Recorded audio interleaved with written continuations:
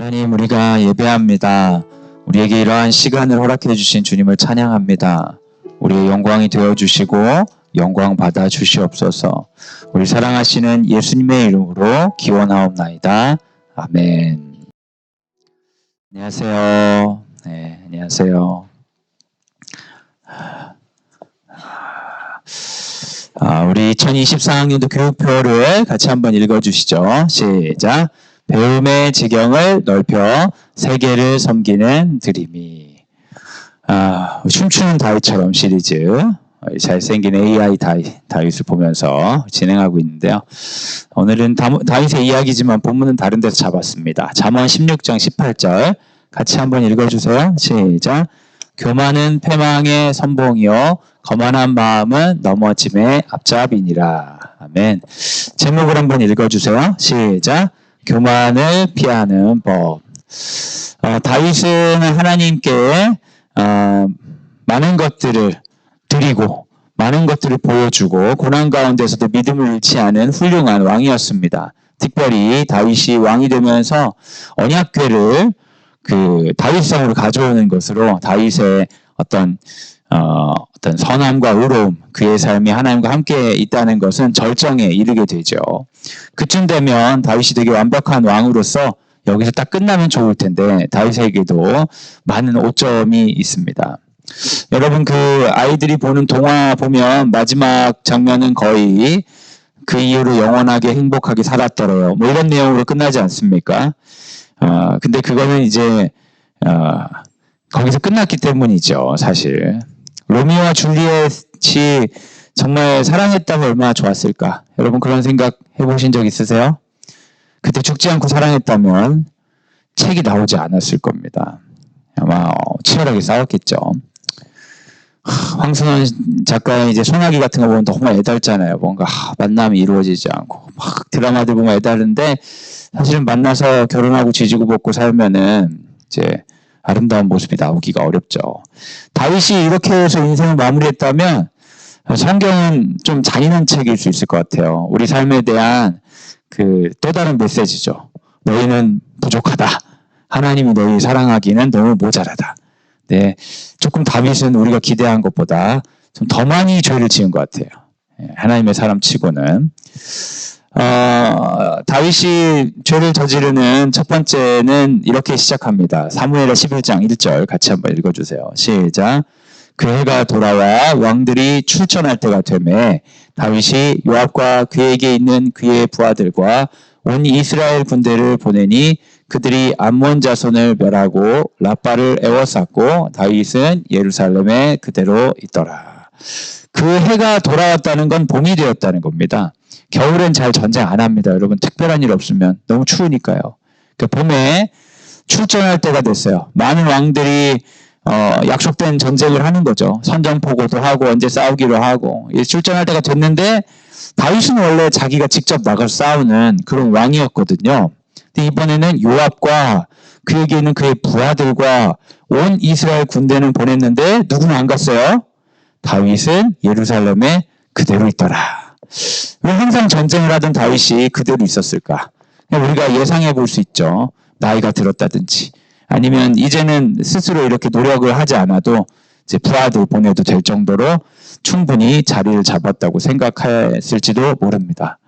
여튼 성경은 다윗이 원래 왕들이 출전할 때인데도 나가지 않았다. 그만큼 다윗은 아둥바둥하면서 살 만한 그 시기를 벗어났다는 걸 보여주죠. 잘된 일이죠, 여러분. 삶을 너무 아둥바둥하면서 살다 보면 이 일이 언제 끝나나 그럴 때가 오잖아요. 근데 다윗은 그런 시기는 좀 넘어갔다, 이런 걸 보여주는 거죠. 그런데 안타깝게도 그런 시기가 넘어갔다는 다윗의 상황과 함께 바로 유혹에 넘어가는 그런 모습이 이제 장면이 드러납니다. 사무엘하 11장 2절과 3절 같이 한번 읽어주세요. 시작. 저녁 때에 다윗이 그의 침생에서 일어나 왕궁 옥상에서 거닐다가 그곳에서 보니 한 여인이 목욕을 하는데 심히 아름다워 보이는지라. 다윗이 사람을 보내 그 여인을 알아보게 하였더니 그가 이제 그는 엘리암의 딸이요 햇사람 우리아의 아내 밧사바가 아니니까 하니. 다윗이 다른 사람 모욕하는 걸 보게 됐어요. 그럼 여러분 모욕하는 걸 보면 어떻게 해야 돼요? 계속 보고 있어야 돼요? 고개를 돌려야 돼요? 돌려야 돼요? 네, 그렇죠, 맞아요. 네, 또 그렇게 생각하실 수 있군요. 대부분 이제 모욕하는 거 뭐냐 이러면 될 것 같은데. 하여튼 다윗이 이게 눈에 보이면은 이게 넘어갈 수 있을 것 같아요, 저는. 예, 뭔가 이제 여러분도 무슨 남자들이 모욕한다 보진 않으시겠지만, 근데 뭐 되게 잘생긴 남학생, 우리 연예인 같은 남자 배우가 우리 학교에 나타났다. 누가 제일 잘생겼나 모르겠네. 우리 부모님들 취향은 어쩐지 모르겠네, 제가. 차은우? 하여간 우리가 보기에 너무 잘생긴 배우가 이게 나타났다. 그러면은 설교 시간인데 어떤 분이 알아챈 거예요. 어느 배우 아니야? 그럼 이제 제가 여러분 보고 지금 설교 시간이 앞에 좀 보세요, 여러분. 앞에 좀 보세요. 아무리 그래도 여러분 다 뒤를 이렇게 보실 것 같아요. 예. 그렇다고 저 넘어간 건 아니죠. 사실은 이제 인간이 가지는 특성으로 보고 싶은 거 보게 되고 먹고 싶은 거 먹게 되고 그런 거잖아요. 그렇지 않습니까? 목욕하는 여인 보면서 멈추는 거까지는 상당히 이해가 되는 것 같아요. 그렇잖아요. 네. 죄송합니다, 여러분. 여러분 이해가 안 되신다면 제가 상당히 이상한 것 같은데. 가게를 지나가다가 맛있는 음식이 진열돼 있어요. 너무 맛있어 보여. 그럼 이렇게 쳐다보는 것까지는 잘못은 아니잖아요. 그렇잖아요. 근데 쳐다보고 이걸 사려고 보니까 너무 비싸. 그래서 몰래 이거 가져간다. 그럼 어떻게 되겠어요? 이게 죄죠. 여러분 우리 기도문에 그런 게 있잖아요. 우리를 시험에 들게 하지 마시옵고, 그 다음 뭐예요? 악에서 구하옵소서. 시험에 드는 것과 악과는 좀 달라요. 예. 시험에 드는 일은 피할 수가 없죠. 예. 그래서 우리 기도해야 돼. 시험에 들게 하지 마시옵고. 그러나 그 시험이 한 단계 더 들어와서 악으로 가는 것까지가 한 고리가 있습니다. 이 음식이 너무 맛있어 보인다 까지는 괜찮아. 근데 보니까 돈이 없어. 그냥 훔쳐서라도 먹고 싶은 거죠. 하지만 악에서 나를 구하시옵소서. 건져낼 수 있죠. 인간은 특별한 일 없으면 시험에 빠지면 악으로 넘어가는데, 그렇기 때문에 우리가 교육을 받고 계속 연습을 하는 거 아니겠어요? 길을 거니다가 한 여인이 이렇게 목욕을 하고 있어. 그럼 보게 됐어. 거기까지 하고 말아야지. 그 설레는 가슴을 안고 이게 잠을 자면서 아유 정신 차려야지. 아유 내가 미쳤네. 이거 끝나야지 해프닝이 되는 거지. 이 보니까 다윗이 사람을 보내는 거예요. 사람을 보내서 그 여인이 누군지 알아보래요. 이제 거기서부터가 시작됩니다. 여러분, 어떤 유혹 자체가 문제가 아니라 그 단계에서 끊어야 되는데, 근데 알아봤더니 곤란해요. 햇사람 우리아의 아내라는데, 우리아는 누구냐? 다윗을 위해 전쟁에 나간 사람 중에 한 명인 거죠. 그래서 이 두 가지가 있는 거예요. 하나는 이 여인은 나에게 충성하는 남자의 아내이기 때문에 보호해 주어야 되는 사람이 하나 있고, 지금 내가 전쟁에 보냈기 때문에 이 남자는 지금 절대 돌아올 수가 없는 거예요. 이 두 가지를 알게 된 거죠. 이 시험에 들게 하지 마시옵고. 근데 이제 시험에 또 드는 거죠. 근데 여러분 이제 그 다음 장면은 우리 학생들에게 부적절할 수 있기 때문에 제가 성경에 읽진 않았는데, 그 다음 장면은 뭐냐면 우리 바세바를 불러옵니다. 불러오고 어차피 목욕했으니까 괜찮다 하고 성관계를 갖는 장면이 나와요. 참 너무 속상한 일 아닙니까? 옛날에 전쟁을 나가면 하루 이틀 나가지 않았습니다. 옛날에 전쟁할 때 전장까지 걸어가니까요. 몇 개월도 걸리는 거예요. 그 전쟁터 싸우는 시간도 걸리고, 돌아왔다 갔다 오면 뭐 1년도 걸리고 뭐 이러는 게 전쟁인데, 이제 이 아내도 그 왕이 매력적이었던지 남편이 너무 없어서 그랬던지 모르겠지만 성관계를 하고 이건 원나잇, 우리의 즐거운 인조이였어. 그리고 헤어졌어요, 잘. 근데 문제는 그 시간이 한참 지난 거예요. 한 달 정도 지났겠죠. 한두 달 지나고 나서 바세바가 찾아와가지고 이야기합니다. 왕이시여, 망했습니다. 왜? 임신했습니다. 이제 큰일 난 거죠. 제가 이 내용들은 우리 학생들한테 생략할 거지만 여러분 다 알고 계시니까. 다윗이 완전 범죄를 하기 위해서 전쟁을 하고 있는 우리아를 불러냅니다. 우리아를 불러내서 특별 휴가를 줘요. 너무너무 수고했다. 그리고 바세바랑 이미 이제 계획을 다 짜놨어요. 그것은 우리아가 휴가로 돌아오면 바세바가 유혹을 해서 성관계를 갖고, 그래서 아이가 출산했을 때 이 아이가 우리아의 아이인 것처럼 이제 여기게 만들고 우리아를 다시 전쟁터에 보내기로 계획을 한 거죠. 여러분, 이게 하나님의 사람 다윗의 모습을 봤습니까? 어떻게 생각하세요? 너무 실망스럽죠. 여러분, 다윗 하면 맨날 골리앗하고만 싸우고 있는 걸로 멈춰 계신 건 아닌지 모르겠어요. 근데 다윗은 항상 골리앗과 싸워서 이기는 그 담대하고 멋졌던 모습만 있는 것이 아니라 악할 뿐 아니라 정말 추악한 모습까지도 성경에서 보여줍니다. 그런데 이 우리아라는 사람이 너무 신실한 사람이었어요. 그 사람이 그 전쟁터에서 돌아와서 집에 가서 잠을 자야 되는데 집에 들어가 잠을 안 자고 성벽 문 앞에서 텐트 치고 잠을 자는 거예요. 그 다윗이 답답하잖아요. 불러서 물어봤어요. 너 왜 집에 안 들어가냐? 집에 가서 좀 쉬어라. 특별 휴가다. 그런데 우리아는 다윗이 너무 부끄럽게 하는 말을 하는 거죠. 지금 저의 부하들은 전쟁터에서 싸우고 있는데 저만 휴가 나와가지고 집에 들어가서 가족들과 시간을 보낼 수 있습니까? 이런 얘기를 하는 거죠. 지금 전쟁도 나가지 않고 간음을 저지른 다윗이 보기에 너무 의로운 사람이에요. 어떻게 보면 거기서 다윗은 멈춰야 됐는지도 몰라요. 그런데 다윗은 안 되겠구나. 이 사람이 자연스럽게 그 아이가 우리아의 아이인 것처럼 만드는 계략은 실패구나. 그래, 너는 가족에 있기보다 전쟁터가 더 필요하구나. 넌 너무 훌륭하다. 그럼 넌 전쟁터 돌아가라. 가는 길에 요압에게 이 편지를 전해줘라. 그래서 요압에게 우리아를 살해하라는 내용의 편지를 적어주죠. 이게 너무 이제 슬픈 비극이에요. 그래서 우리아가 다윗에 대한 충성심을 가지고 자기를 죽이려 는 편지를 가지고 돌아가는 거죠. 그리고 이제 성경에 자세히 묘사는 안 돼 있지만 요압에게 편지가 전해집니다. 요압은 그 편지를 보고 알겠다. 요압이 되게 충성된 사람인데 나쁜 것에도 충성하는 정형적으로 훌륭한 사람이죠. 이 사람들에게. 그래서 요압이 우리아와 다른 군사들을 이제 독립적으로 나오고 전쟁을 하게 되고 성벽에 가까이 가라고 한 다음에 이제 화살바지 혹은 돌바지가 돼서 죽게 하고 이제 다윗에게 승리의 편지를 보냅니다.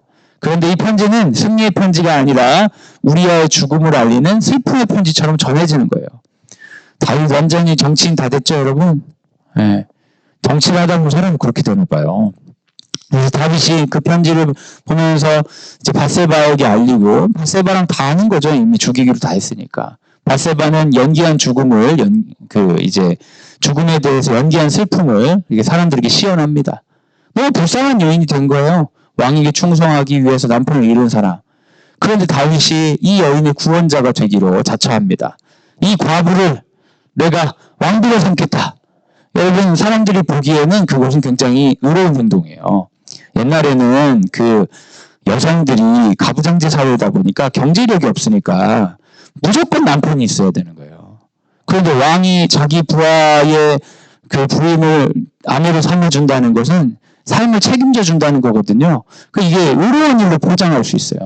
다윗의 여론전은 오히려 자기가 충분히 괜찮은 사람인 것처럼 이렇게 전파하게 되는 거죠. 완전 범죄. 끔찍하죠, 여러분. 권력을 갖게 되면 그 권력을 통해 진실을 증명하지 않을 수 있는 힘이 생깁니다. 그래서 권력을 가진 사람은 잘 변화되지 않아요. 여러분, 어린이들이 그래도 잘 변하는 이유가 뭔지 아세요? 욕을 처먹기 때문입니다. 막을 수가 없어, 욕 먹는 걸. 왜냐면 힘이 없어서. 근데 사람이 욕을 먹는다는 게 욕하는 사람이 나빠서도 있지만 불편함을 주기 때문이거든요. 근데 나이가 들고 어른이 되면 욕을 처먹지 않기 때문에 변화되지 않아요. 이 거꾸로 얘기하면 타인과 함께하는 방법을 잃어버리는 거죠. 진실을 직면할 힘을 잃게 되는 거예요. 권력을 가진다. 그러면 더 어려워집니다. 왜냐하면 주변에 아무도 아닌 사람 말고 다 없애버릴 수 있기 때문이죠. 그래서 가장 큰 권력을 가진 사람이 가장 어린아이 같은 경우가 있어요. 누군가 주변에 진실을 얘기해 주는 사람이 아무도 없으니까요. 그리고 진실이 자기에게 다가오려고 하면 진실을 왜곡할 만큼 힘을 사용하는 것입니다. 여러분, 그 몇 년 전에 나왔던 이제 영생교회 막 살인사건 이런 거 들어보셨어요? 영생교회 문제를 밝히려고 하니까 사람 하나씩 죽여버리는 거예요. 사실은 문제가 있다면 그게 뭐 사입이든 이단이든 간에 문제가 있다면 문제를 개선하고 함께 살기 위해서 이제 바뀌어야 되는데 힘이 있으니까 문제를 직면하지 않고 문제를 제기하는 현실을 이렇게 왜곡해버리는 거죠. 그래서 다윗은 너무 힘이 강해져서 진실로부터 멀어져도 특별한 불편함이 없는 사람, 오히려 그 힘 때문에 악을 선으로 위장할 수 있는 사람이 되고 말았습니다. 사람들 아마 칭찬했을 거예요. 그런데 하나님은 이 모든 것을 알고 계셨어요. 하나님이 알고 계시다는 것을 좀 더 현실적으로 상상해 보자면 그 과정 가운데 완벽한 비밀은 없잖아요. 그죠? 다윗이 밧세바를 부르러 갔을 때 했던 사람 있지 않겠습니까? 시종들이 있지 않겠어요? 그리고 왕이 침실에 왔다 갔다 하고 임신했다고 찾아오고 이런 걸 본 사람들이 분명히 있어요. 다윗은 그 사람들이 말을 안 하니까 안 봤다고 생각하는 거예요. 근데 그들은 권력이 없기 때문에 말을 안 한 것이지 실제로 그들이 알고 있어요. 다윗은 자기가 우리아의 아내 과부와 결혼해 주어서 이 문제가 해결되었다고 생각하지만 실제 많은 사람들은 우리아 죽인 사람이 다윗일 수도 있겠다는 생각을 하고 있는 거예요. 지금 단지 다윗의 귀에 안 하는 거죠. 악은 존재하는데 그 악에 관해 발설하지 않는다고 해서 악이 사라진 건 아니거든요. 그런데 다윗은 인식하지 못하고 있는 거죠. 그런데 이런 내용들을 나단이라는 선지자가 알았던 것 같아요. 성경에서는 나단이 어느 날 찾아와서 이야기하는 장면이 나오죠. 사무엘 11장 27절 한번 읽어주세요. 시작. 그 장례를 마침에 다윗이 사나움을 보내 그를 왕궁으로 들여오니 그가 그의 아내가 되어 그에게 아들을 낳으니라. 다윗이 행한 일이 그 일이 여호와 보시기에 악하였더라. 주님이 알고 계셨죠. 그래서 다윗에게 선지자 나단이 찾아와 재판을 의뢰해요. 근데 이 이야기도 정말 어떻게 보면 참 흥미롭습니다. 다윗에 관한 재판을 이야기해야 되는데 다른 사람에 대한 재판을 의뢰하는 형태로 진행이 되는 거예요. 그 사람이 이야기하는데 왕이시여 소와 양이 많은 부잣집에 손님이 찾아왔습니다. 그런데 이 사람이 자기가 있는 소와 양을 가지고 대접하기가 싫으니까 주위 사람들 중에 소와 양이 없는 사람이 있는 사람이 있나 하고 돌아봤더니 성경에 진짜 이런 식으로 표현이 되어 있어요. 작은 암양을 딸처럼 키우는 가난한 사람이 있었다. 성경에 딸처럼 키운다는 표현이 있어요. 암양이 하나 있는데 이게 너무 가난하고 하나밖에 없으니까 가족들하고 함께 살아서 이 양을 딸처럼 키우는 가난한 사람이 있는데 부자가 힘이 있으니까 힘으로 가난한 사람의 양을 빼앗아서 요리해서 손님 대접을 했습니다. 이거 어떻게 해야 합니까? 라고 이야기했어요. 다윗이 그 얘기 듣고 화를 냅니다. 그러니까 다윗의 판단력이 문제가 있는 거예요, 없는 거예요? 없어요. 판단력엔 문제가 없어요. 뭐라고 하냐면 사무엘상 12장 5절 6절 같이 한번 읽어주세요. 시작.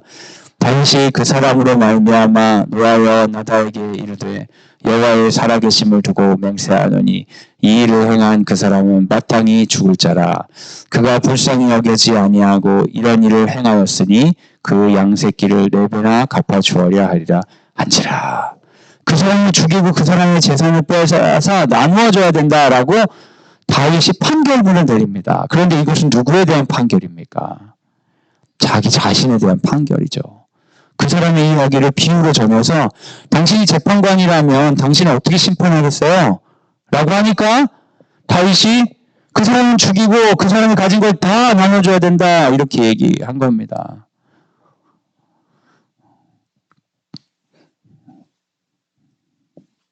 사무엘 12장 9절 같이 한번 읽어주세요. 시작. 그러한데 어찌하여 내가 여호와의 말씀을 업신여기고 나보기에 악을 행하였느냐. 내가 칼로 햇사람 우리아를 치되 암몬 자손의 칼로 죽이고 그의 아내를 빼앗아 내 아내로 삼았더라. 다윗이 이야기하는 나단이 이야기하는 겁니다. 하나님의 말씀을 전해드릴게요. 왕이시여 하나님께서 이렇게 말씀하십니다. 그 사람이 바로 당신이라고. 당신이 이렇게 판단력이 멀쩡한 게 살아있는데 왜 우리아 한 사람밖에 없는 아내를 빼앗고 우리아 죽였습니까? 당신이 판단력이 이렇게 분명하게 선한 감각이 아직도 살아있는데 왜 당신은 당신에게 그걸 적용시키지 않았습니까? 라고 이야기를 하는 겁니다. 다윗은 다른 이의 죄는 선명하게 찾았습니다. 그러나 자신의 죄는 어두웠습니다. 그는 선지자의 말씀 속에서 선악을 구분했습니다. 그러나 자신의 삶에서 선악을 구분하지 못했습니다. 그는 판단한 자로 자신을 이해했습니다. 그러나 그는 판단받는 자였습니다. 사랑하는 여러분, 교만하게 되는 이유는 자신이 판단하는 자라는 확신을 가질 때입니다. 내가 판단하는 사람이라고 생각할 때 내 판단이 틀리면 그 사람이 잘못된 거죠. 내가 판단하는 사람을 생각했을 때 이 상황이 잘못 판단되면 이 상황이 잘못된 거예요. 그 세상을 나를 중심으로 바꿔야 된다고 생각을 하는 게 교만입니다. 근데 여러분, 원하는 대로 세상이 바뀌어요? 힘이 있는 사람은 사실은 바뀌는 것처럼 보이는 거예요. 말 안 들어? 내가 힘이 있는데 이리 와! 해가지고 확 때리는 거죠. 똑바로 들어. 말 듣는다. 그럼 이제 나는 항상 판단하는 자가 되는 겁니다. 근데 다윗은 힘이 많았기 때문에 이렇게 됐어요. 힘이 없는 사람들은 어떻게 결혼할 수 있을까요? 힘이 없는 사람도 똑같습니다. 힘이 있는 사람들은 판단을 통해 세상을 바꾸어 놓는다면, 힘이 없는 사람들은 주변을 왜곡해서 자기만 옳다고 믿어내는 거죠.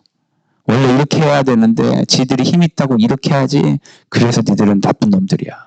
도덕적 우위를 점하는 방식으로 교만합니다. 힘이 없으면 힘을 가진 모든 자들을 도덕적 악이라고 이제 선언해버리면 되는 거예요. 감히 이런 일을 벌여?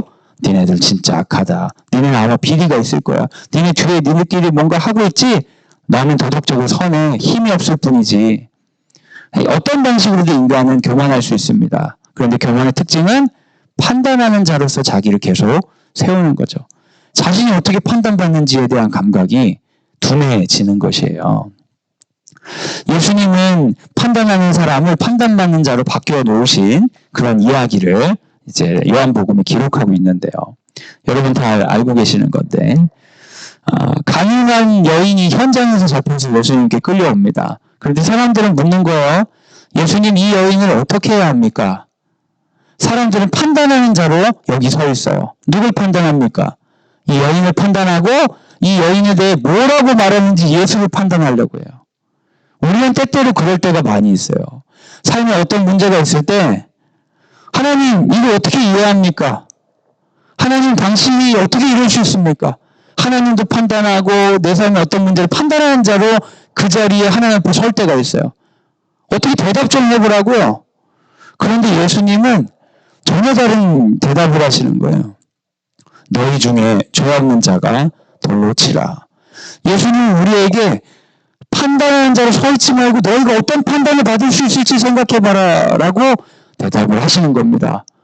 그러니까 문제의 틀이 바뀌어요. 여기까지 올 때 사람들은 저 여인이 판단하고 예수를 판단하겠다 이렇게 하고 왔는데, 너희 중에 죄 없는 자가 돌로 치라는 말을 들은 순간 자기 자신을 돌아보는 거예요. 아, 나에겐 죄가 없나? 그러니까 여인을 돌로 칠 힘이 없는 거죠. 진실을 직면해버리니까 여인을 끌고 오면서 하나님의 아들을 판단하려고 했던 자기 자신을 바라보고 나니까 지금 내가 있을 자리는 여기가 아니구나. 그러면서 삶이 바뀌는 거죠. 수많은 사람들에게 예수님은 이렇게 도전하셨습니다. 그들이 교만하여서 현실을 직면하지 못할까봐 두려우셨던 거죠. 잠언 16장 18절 한번 읽어주세요. 시작. 교만은 패망의 선봉이요 거만한 마음은 넘어짐의 앞잡이니라. 우리 잠언의 유명한 구절입니다. 망하려면 교만해라. 넘어지려면 거만한 마음을 가져라 라고 선언을 하고 있죠. 사랑하는 여러분, 교만하지 않으려면 어떻게 해야 될까요? 망하고 싶으신 분 있으세요? 나는 진짜 망하고 싶다. 난 제대로 패망하고 싶다. 난 넘어지는 게 소원이다. 이런 분 없으시죠? 네. 그래서 우리는 더 단단하게 다리에 힘을 주고 흔들리지 않는 사람이 되려고 애를 쓰잖아요. 더 힘을 얻으려고 하고, 힘이 없다면 내 신념 안에서 떳떳하려고 하고 그러지 않습니까? 그런데 이상하죠? 힘을 얻으려고 해서 힘을 얻으면 신념 안에 떳떳하려고 해서 내 나름대로 도덕성이 확실하다고 혹은 종교적 믿음 때문에 내가 다른 사람보다 우월하다고 확신한 순간 넘어지기가 쉬운 존재가 된다는데요. 어쩌면 우리는 넘어지고 싶지 않아서 더 넘어질 만한 자리로 가는 역설적인 상황에 놓여 있을지도 모릅니다. 말씀은 우리에게 좀 더 다른 방식으로 접근을 합니다. 뭐예요? 이거 꺼졌나 봐. 그죠? 이게 꺼진 건가요? 거기 하얗게 나오나요, 혹시? 거긴 잘 나오죠? 어머나, 우리 프로젝터가 나갔어. 제가 교만할까봐. 여러분, 걱정하지 마세요. 저는 프로젝터 고장나는 것 때문에 놀라지 않습니다. 왜냐면, 프로젝터를 제 힘으로 어쩔 수 없다는 걸 인정하거든요. 제가 피조물이기 때문에. 근데 가끔씩 목사님들은 자기가 방송실을 통제할 수 있다고 생각하시는 분들이 있어가지고 설교하시다가 프로젝터 잘못 나오면 너무 기분 주시는 분이 있어요. 네, 여러분 받아들여 주세요. 네. 다시 나오겠죠? 근데 다 끝나긴 했어요. 더 안 보여주셔도 괜찮습니다. 교만하지 않는 방법은 사실은 되게 명확해요. 다른 사람을 받아들이는 거예요.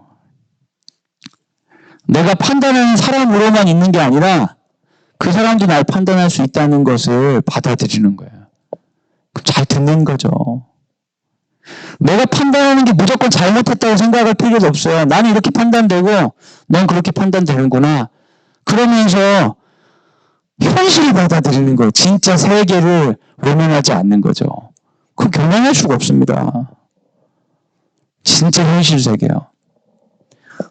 때로는 내가 힘이 없고 서운할 때 정신적 승리를 하기 위해서 세상이 부도덕하다거나 세상이 왜곡됐다고 생각하는데 그것도 받아들이는 거예요. 세상이 이러한 현실을. 우리 사랑하는 자녀들이 얼마나 아름답고 예쁩니까, 여러분? 그렇죠? 네. 그래도 초등학교 학부모님들도 있는데 이런 데서 고개를 끄덕이지 않으시면 이 절망이 어떡하나. 이쪽은 당연히 이쪽은 유머잖아, 이런 게. 여긴 유머한 거고 여긴 진짜로 얘기한 건데 양쪽 다 분위기가 어둡네. 이제 확실히 연말인가 보네, 여러분. 자녀들이 너무 아름답잖아요. 뭐 주로 잠잘 때 상당히 아름답고 그런데 근데 어쩔 때는 너무 이제 힘들 때가 있어요. 네. 그러면 우리가 계속 힘들다 보면 어떤 걸 깨닫게 되냐면 자녀의 문제도 있지만 그 자녀를 계속 판단하는 자로 서 있는 내가 너무 힘들 때가 있어요. 계속 판단하니까 너무 힘들어. 어쩔 때는 이 사람을 판단하지 않는 존재로 그냥 부모로 그냥 있을 수는 없나? 구원이 필요할 때가 있어요. 전사들이네요. 감사해요. 제가 해도 되는데. 예. 근데 어떻게 이게 꺼졌다 다시 잘 켜지네요. 전 이게 램프가 나간 줄 알았는데. 예. 야,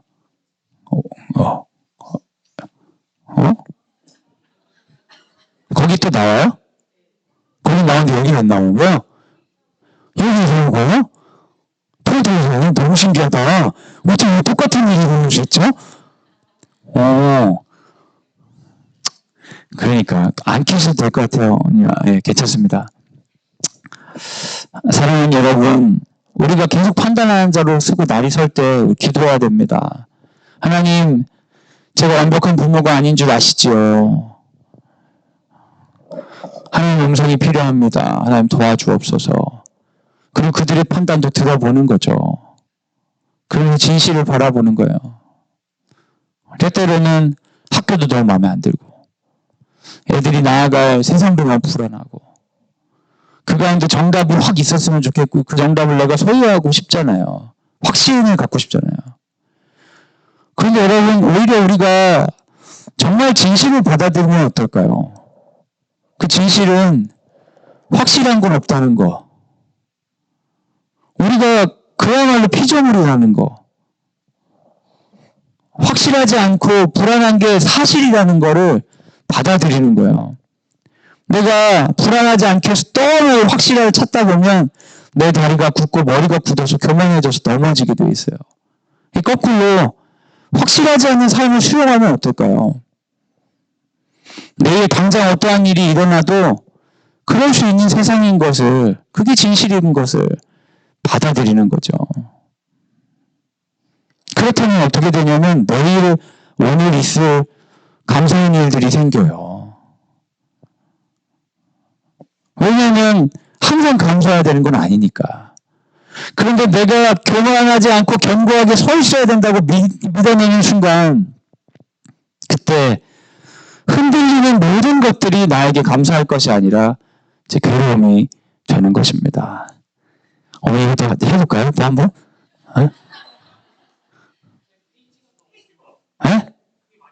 이게 마지막 편지예요? 그렇구나. 그렇구나. 그렇구나. 신기하네. 여하튼 다 끝나긴 했습니다. 우리 이 시간에 같이 기도하면 좋겠습니다. 함께 기도하시죠. 다윗은 정말 능력의 사람이었습니다. 근데 그의 능력은 여러분이 성경의 서사를 보시면 돌팔매질하는 능력이 아니었습니다. 그의 능력은 노래를 잘하는 능력이 아니었습니다. 다윗의 능력은 형들이 멋진 식탁에서 밥 먹을 때 혼자 양을 쳐도 하나님께 찬양할 수 있는 게 능력이었습니다. 다윗의 능력은 모든 군사들이 두려워서 나아가지 못할 때 돌팔매 하나 들고라도 나아갈 수 있는 그것이 능력이었습니다. 다윗의 능력은 교만하지 않고 하나님을 바라보고 감사할 수 있는 능력이 있었습니다. 사울에게 쫓길 때에도 감사하며 분에 넘치는 행동하지 않았습니다. 매 순간 하나님의 은혜라고 고백하는 것이 다윗의 능력이었습니다. 그런데 어느 날 다윗이 자기 자신이 생각보다 꽤나 잘났다는 걸 깨닫게 되었어요. 그리고 지금까지 감사하면서 살았던 자신의 삶이 좀 비참하게 보이기 시작했어요. 자기 연민으로 바라보기 시작했어요. 뭘 그렇게 아둥바둥 살면서 감사하다고, 더 잘 사는 사람도 많은데 왕이 되고 나니까 명품 쓰는 사람도 많던데 뭐 그 작은 거에 내가 감사하고 살았나, 내 인생 비참하다. 그러면서 그는 전쟁이 안 나게 하기로 결정했습니다. 이미 충분히 가졌으니까 노력할 필요가 없다고요. 그 순간 그는 넘어졌어요. 그가 가진 모든 것들이 송두리째 죄악을 지지하는 도구들이 되고 말았습니다. 사랑하는 여러분, 우리 안에 교만이 들어오고 감사가 사라지는 것은 주의 길로부터 멀어지는 길입니다. 참 잔인하죠? 힘들고 아픈데도 감사를 해야 된다는 것은. 근데 그건 억지로 감사를 하라는 얘기가 아니라 정말 삶의 현실을 구체적으로 직면하라는 것입니다. 내가 오늘 아침에 눈을 뜨는 것이 당연한 일입니까? 그것은 주의 인자하심과 성실하심입니다. 아침에 일어나서 가족들의 이름을 부를 수 있는 게 당연한 것입니까? 분명히 어제 수많은 사람들이 응급실에서 생명을 잃었을 것입니다. 우리 자녀들에게 싸우기도 하고 격려도 하고 이런 순간들이 모두 당연한 것입니까? 대한민국의 수만 명의 아이들이 가출해서 집에 없습니다.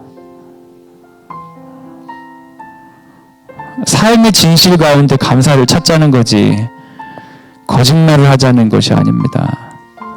그때 우리는 감사하게 되고 우리 어려움 가운데 기도로 나아가게 됩니다. 주님, 우리 삶 가운데 역사하여 주옵소서. 다윗이 그 기도를 잃었을 때 다윗은 모든 것을 잃었습니다. 이 시간 같이 한번 기도합시다. 하나님, 내 안에 교만함이 있다면, 판단하는 자로만 서 있고 내 모든 것을 하나님 앞에 보여드리지 못하는 자로 있다면 이 시간 나의 슬픔과 억울함과 아픔, 기쁨과 설레임들, 두려움들을 하나님께 올려드리오니 주님 감사를 회복시켜 주시고 믿음 가운데 인도함 받는 하나님 의지하는 자로 우리 세워 주옵소서. 우리 주님 앞에 이 시간 기도로 나아가도록 하겠습니다. 이렇게 기도하겠습니다.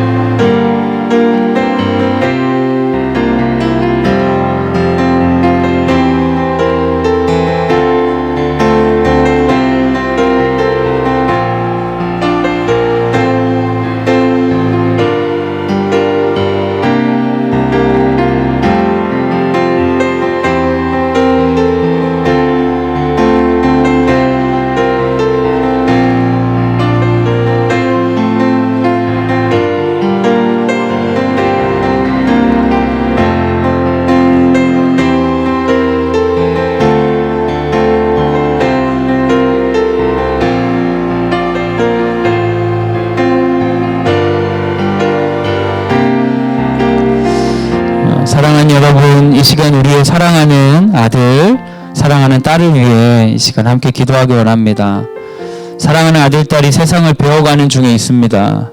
세상을 배워가면서 정말 배워야 되는 것은 세상이 우리 마음대로 되지 않는 것이 이상하지 않다는 것입니다. 친구 관계가 어렵고 공부가 어려운 것이 하나 이상할 게 없다는 걸 배워야 됩니다. 그런데 우리 아이들은 잘못된 가르침을 받고 있어요. 심심하면 안 되고 재미없으면 안 된다고 배우고 있습니다. 가만히 앉아있는 순간조차 뭔가 재미있어야 된다고 그렇게 어른들이 메시지를 주고 있습니다. 어른들은 그것으로 돈 벌면 그만이고 잠재적 고객을 만들면 그만이지만 아이들은 어렸을 때 그렇게 살고 나면 어른이 되면서 생기는 자그마한 갈등에도 너무 감당하지 못해요. 현실을 두려워하게 되고 왜곡된 현실을 바라봅니다. 많은 아이들이 로또 같은 인생을 꿈꿉니다. 노력하여서 한 걸음 한 걸음 뒤져도 저 산을 가려면 한참 멀었는데 버튼 하나 누르면 저 산에 정상에 갈 수 있다고 생각해요. 여러분, 거짓말입니다. 진실을 가르쳐야 됩니다. 연약한 아이들을 다그치고 문제가 있다고 말을 하자는 게 아닙니다. 그 연약함을 극복하기 위해 시간을 들이고 연약을 극복하기 위해 노력을 해도 여전히 바뀌지 않는 것들이 많이 있다는 걸 받아들이는 것이 참 자유의 길입니다. 그런 우리를 예수님이 사랑하셨으니까요. 그런 우리를 예수님이 너무 좋아하셨으니까요. 우린 그래서 우리 삶을 포기하지 않고 1등할 거 아니면 포기한다는 그런 태도 아니라 한 걸음 한 걸음 걸어가겠다는 걸 가르쳐야 됩니다. 학교가 그러한 과정을 겪으려 하지만 학교도 한계가 많습니다. 부족함이 많습니다. 같이 기도해 주시기 바랍니다. 가정에서 노력하시지만 쉽지 않은 것을 알고 있습니다. 우리 함께 기도합시다. 하나님, 이런 과정을 통해 우리 자녀들이 삶의 진실을 바라보게 하여 주시옵소서. 수고해서 음식을 먹는 즐거움을 배우게 하여 주시고, 수고해도 음식이 없을 수 있으나 그럼에도 감사하는 자에게는 다시 수고할 수 있는 힘이 있다는 걸 배우게 하여 주옵소서. 우리 아들과 딸들을 구체적으로 이름을 불러가며 이 시간 함께 기도하도록 하겠습니다. 함께 기도하겠습니다.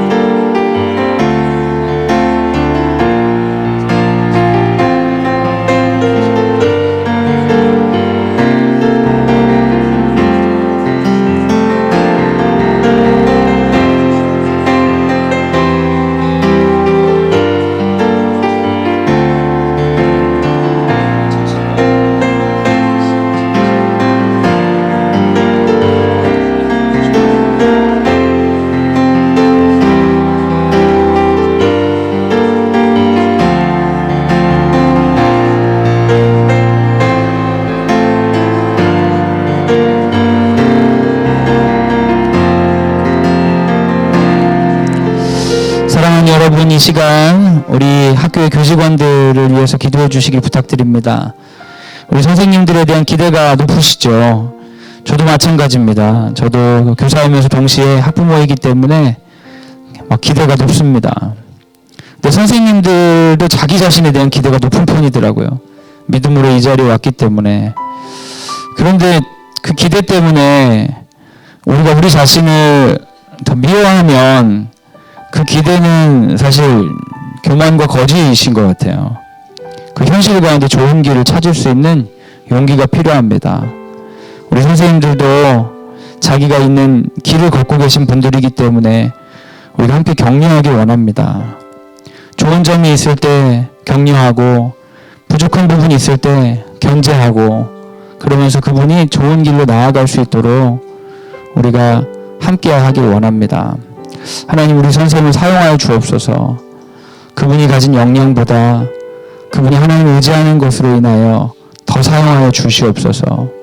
우리 자녀들에게 잘 맞으면 또 감사하지만 안 맞으면 안 맞는 대로 배움의 시간 되게 하여 주셔서 우리가 이 시간을 지나고 선생님들 통해 일하셨던 하나님만 바라보며 경배할 수 있는 그런 해가 되게 하여 주옵소서. 우리 구체적으로 우리 선생님들, 특별히 담임 선생님들을 생각하며 이 시간 함께 기도하도록 하겠습니다. 같이 기도하겠습니다.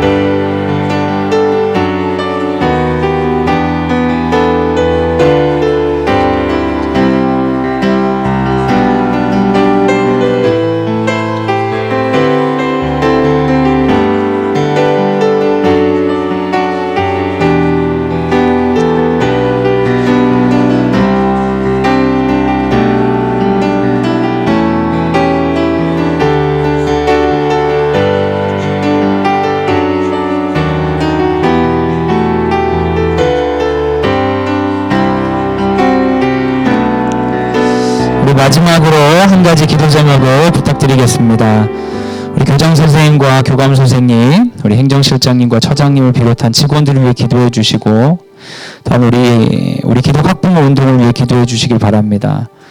우리를 통해 일하시는 하나님을 우리가 바라보며 건강한 기관이 세워나감으로 이 한국 사회에 우리의 존재 자체가 메시지가 될 수 있도록 광성 드림학교를 사용하여 주시옵소서. 지도자들과 우리 학부모들을 사용하여 주시옵소서. 우리 그런 마음 담아서 이 시간 마지막으로 함께 기도하겠습니다.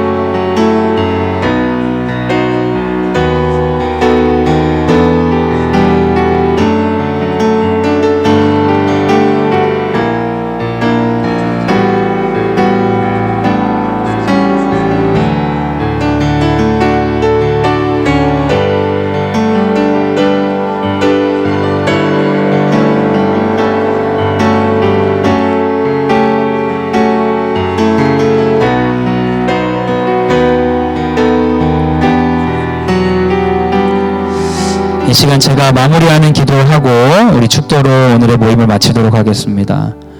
사랑이 많으신 주님, 오늘 다윗의 이야기를 통해 훌륭한 사람이란 없다라는 것을 생각해 보게 됩니다. 그 훌륭했던 다윗도 넘어지는데 왜 우리는 우리의 넘어짐을 용납하지 못하고 우리 자신의 넘어짐 때문에 우리 자신을 미워하고 그럴 때가 많은지 모르겠습니다. 주님, 우리의 피조물됨을 받아들이게 하여 주옵소서.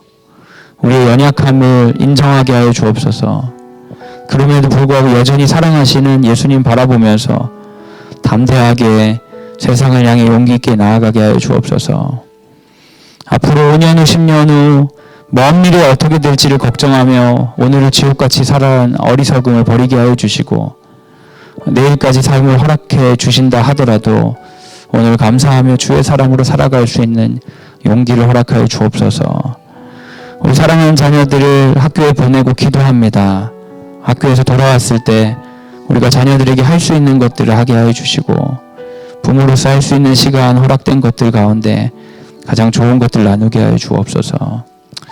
주님, 춤추는 다윗처럼 하나님을 의지하고 기뻐하는 즐거움을 우리에게 회복시켜 주옵소서. 종교적인 의무감으로부터 자유를 허락하여 주시고 주님이 우리에게 허락하신 기쁨을 매 순간 느끼는 은혜를, 그 값없지 않은 놀라운 기쁨을 누리며 나눌 수 있는 힘을 전하도록 인도하여 주시옵소서. 특별히 우리 가운데 큰 어려움을 경험하는 지체들이 있습니다.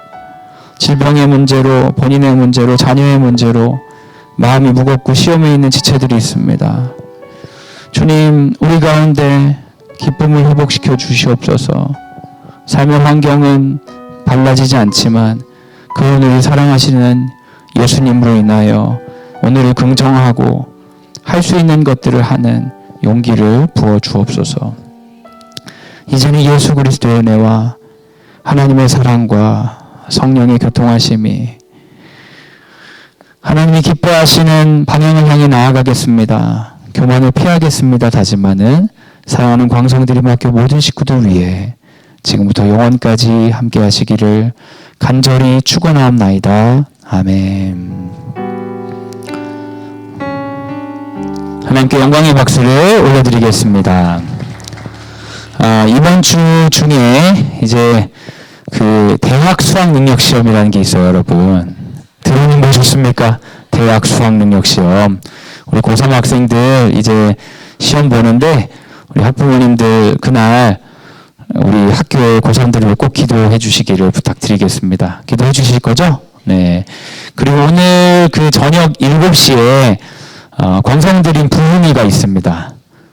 최영광 우리 교수님, 그 미국의 암 전문 의사신데요. 이분이 그 의사 생활하면서 하나님을 만나서 이렇게 체험했던 것들, 어느 날 하나님이 환자들을 위해 기도하라는 마음을 주셨대요. 그 특이한 그 의사 선생님이죠. 근데 아주 심각한 질병 가운데 있는 분들인데 가가지고 내가 기도해도 될까요? 물어보고 기도해주고 환자들도 마음을 부어주셔서 의사 선생님이 기도하겠다 하고 기도하면서 많은 간증들을 경험하셔서 그걸 이제 여러 곳에 전파하시기도 하고요. 제가 그분의 책을 보면서 되게 좀 감동을 받은 거 있는데 그거 이제 부흥회 홍보차 잠깐 말씀드리면 헌금 걷진 않습니다. 이걸로 뭐 우리 교장선생님 차를 바꿔주죠 이런 거 아닙니다. 절대 헌금 이런 거 안 내니까 걱정하지 마세요. 홍보하는 거는 그냥 좋다고 해가지고 그런 거지. 그 병원에서 환자들을 어떻게 격려할까 이렇게 하다가 그런 거를 그 어워드 시상을 한대요. 그래서 큰 항암을 뭐 몇 번 했다. 그럼 이 항암 몇 차 견딘 거에 대한 시상식을 한다 그래요. 이렇게 항암을 견뎌서 너무 수고하셨습니다. 박수 주고 상을 주고. 이제 병자로서 이렇게 막 지치고 삶이 낫지 않고 너무 힘든데 그 어떻게 보면 되게 신학적인 거거든요. 결과가 좋든 나쁘든 간에 그 어려운 기간을 잘 견딘 거에 대해 막 시상하고 격려하고 이런 거를 병원에서 하는 거 도입했다고 하더라고요. 그래서 많은 환자들 격려하는 이야기들, 그런 이야기들도 하고 하실 것 같아요. 그래서 여러분 좋은 시간이고, 이분이 미국에 사셔서 일정이 되게 빡빡하셔가지고 들릴 수가 없는데 숙소가 이 근처여가지고 박은철 선생님이 잠깐 이렇게 오시라고 해서 어떻게 만들어졌어요.